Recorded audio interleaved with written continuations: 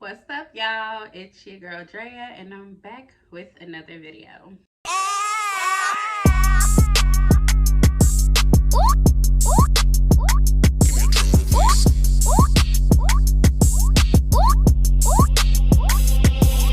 So, as y'all can tell by the title, I'm back with another story time.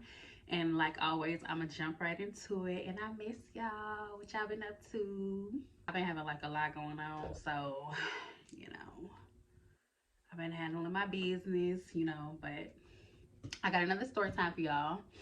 So we're gonna jump right into it. Now, in this story, there's four people involved.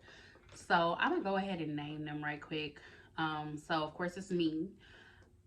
It's my ex, and if y'all checked out my previous videos, it's Facebook.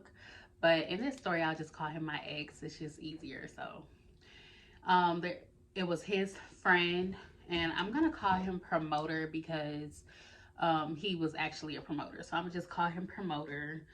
And one of his girlfriend or girlfriends, and I'm gonna call her Honey because her skin tone was honey. Okay, so this was basically supposed to be a little vacation or vacation, couples vacation, whatever you want to call it. And I was super excited to go on this little vacation because I have been working hard, like super hard. And actually, this was the first couples vacation that I had ever been on. So I was like real excited to go. Now, originally it was just gonna be me and my ex going on this trip, and we didn't know where we were going or anything like that. But he ended up talking to his friend promoter, and promoter basically told him about how he goes to Mardi Gras every year. So when he goes to Mardi Gras, because he goes every year, he usually goes ahead and books his room for the next year because he know he's gonna be coming back. So that's what he did. So once they talked about it, my ex figured it was a good idea because we were already about to go on vacation. Why not go with another couple? Because that would just be fun. So he came back and told me about it. I'm like, okay, babe. I'd never been to Mardi Gras before, and I knew it would be fun. So I agreed. Now, we were going within the next couple of days. So when we did go, we met at promoter's house, and I had never met his girlfriend. I don't, I don't know if they were together for like a long time or anything like that. I really didn't get into those details, but she seemed cool and nice and everything. So we all met at promoter's house and we left from there. Now, we ended up driving. I'm not exactly sure how far New Orleans was from Atlanta. I believe it was like 5 or 6 hours, maybe somewhere around there. But we drove, so you know, that was cool. The entire trip was cool, no problems. Besides, we had brought up the hotel situation.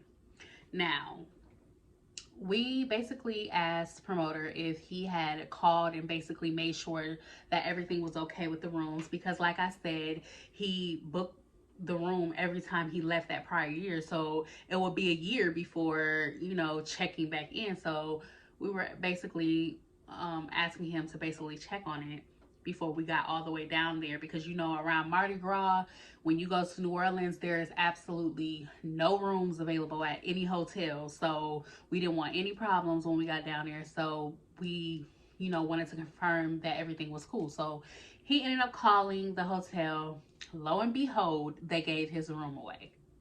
So at this time I think we're about maybe 3 hours out, maybe at this time. So he basically talked to them and let them know y'all gonna have to do something because he had already had the room booked, and there was no like confusion about the fact that he had the room booked. So they knew he had the room booked. They just overbooked because I guess they felt like since he had booked the year prior that he probably wouldn't be coming. So they gave his room away.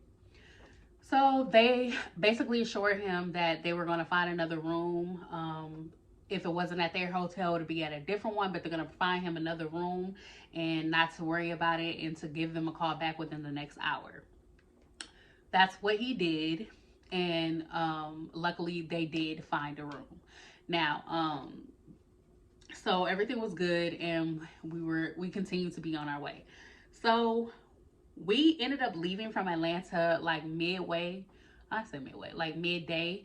So by the time we made it down there, I believe it was like 11 o'clock at night, somewhere around there. It was a little late though. And so we get to the hotel, and it wasn't a hotel, it was a motel, first of all. That's first. It was a motel. Then it looked like Ghost Town.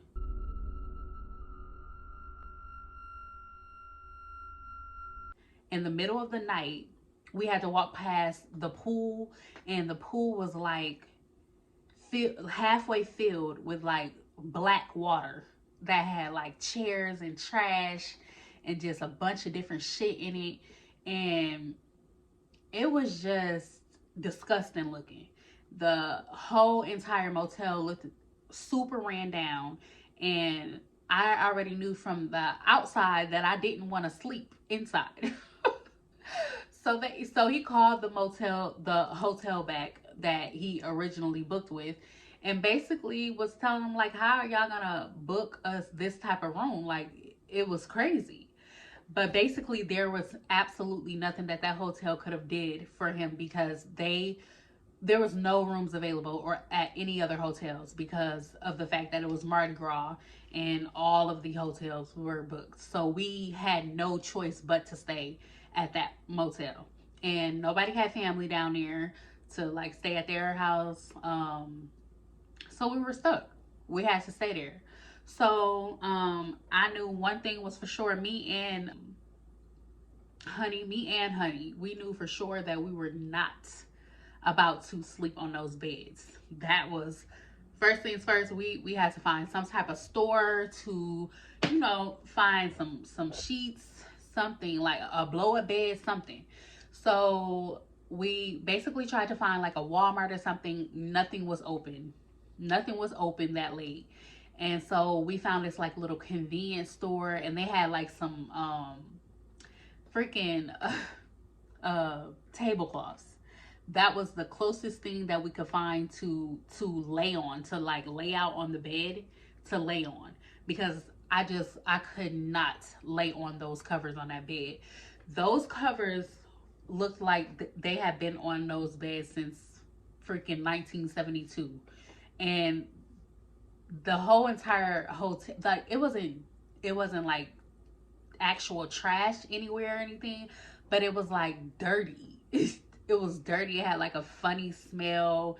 The bathroom just seemed disgusting.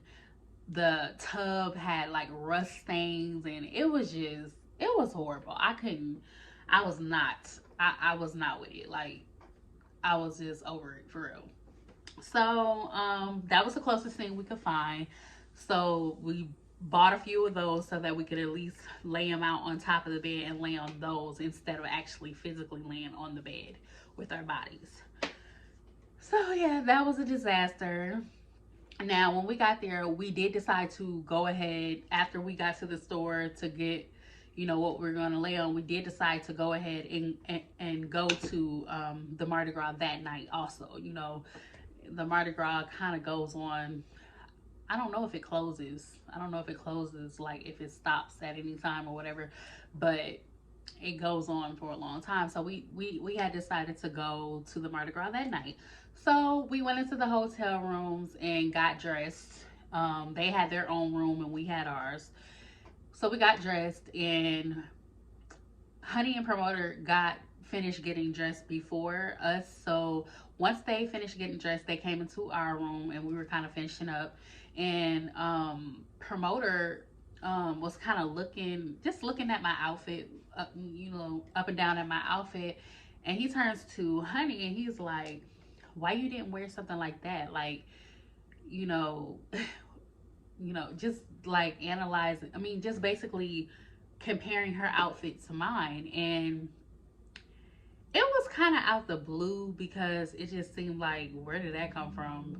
And because when they walked in, it seemed like everything was cool, but I don't know. All I had on was some black, like, ripped jeans and a gray crop t-shirt, like plain, just regular crop t-shirt, gray with some black, cut up jeans with some sandals on, because I knew I had never been to Mardi Gras, but I have seen like videos, and I know that it was going to be like a lot of people there and it's very crowded, compacted. I didn't want to wear like, anything uncomfortable. I just wanted to be comfortable, be able to walk around freely with, comfortable.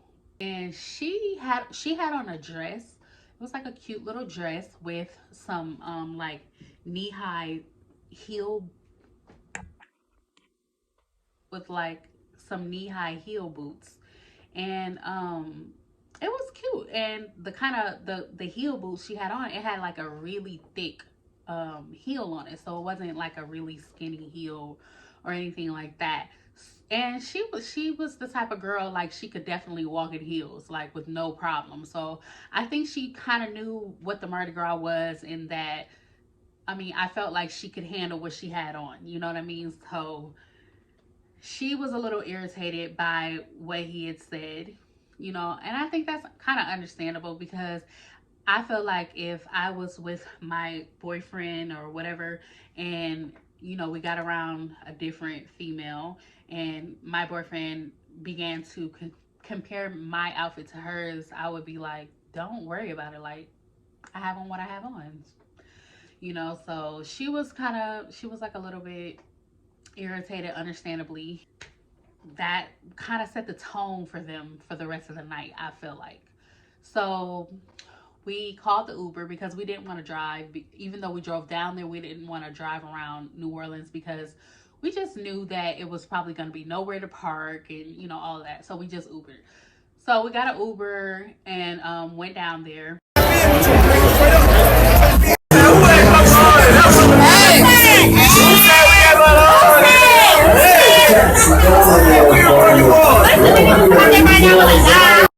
Got there, went to the first bar, got us, I don't know what those drinks were called. I don't know if they were called bullets or flutes, something like that, but they were like really tall little flute cups, and with drink in it. And so we got some of those, drank them, had a ball. Left from that spot, proceeded to the next place, because at the Mardi Gras, there's like all kind of different clubs or bars or whatever, and you just kind of peep in, see if you like the vibe. If you want to go there, then go there.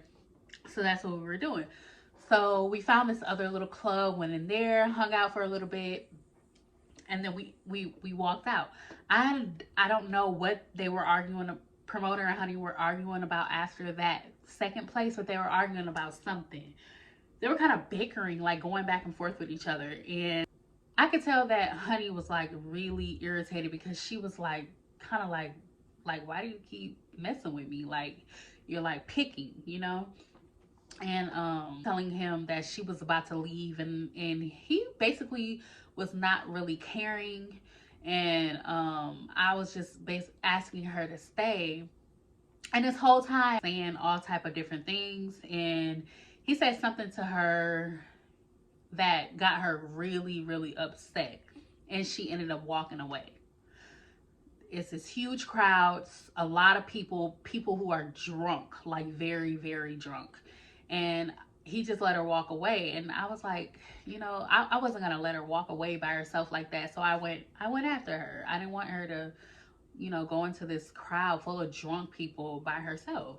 So I found her and brought her back, and they were still kind of bickering back and forth. My ex is telling me basically to stay out of it, and I'm like, but she's like clearly upset. And I don't know, I just felt like Promoter was kind of picking with her, because he had started from the time we left, you know, and she was just very irritated from even that first comment, and it was just, it was annoying, you know. So I don't know if my ex was getting kind of annoyed that I was like trying to mediate between them. I don't know what it was, but order was basically like, whatever, you know, he had began to tell her to stay also. And in the midst of that, my ex basically turns to promoter and was like, look, just let those hoes go.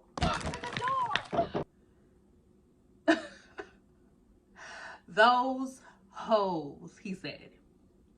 He said, just let those hoes go. Those hoes. Those. THOSE. Those. So, you know, I was completely thrown off, first of all. And I know me.